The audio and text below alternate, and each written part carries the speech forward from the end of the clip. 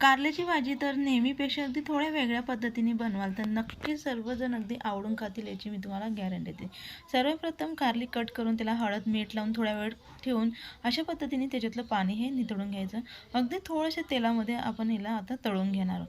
तळलेले कारले एका प्लेटमध्ये काढून त्यामध्ये खोबरं, शेंगदाणे, आलं, लसूण, हिरवी मिरची आपण छान भाजून घेणार आहोत. भाजलेला मसाला लई मिक्सरला बारीक फिरून घेऊया. त्याच तेलामध्ये अगदी थोडंसं जिरं, बारीक चिरलेला कांदा छान परतून घ्यायचा. कांदा अगदी छान परतल्यानंतर त्यामध्ये टमाटा घालून लगेच चवीनुसार मीठ घालून याला देखील छान मऊ होईपर्यंत शिजवून घेणार आहोत. टमाटा अगदी व्यवस्थित शिजल्यानंतर त्यामध्ये लाल तिखट, हळद, जिरेपूड, धनेपूड घालून त्याला देखील व्यवस्थित परतून घ्यायचं.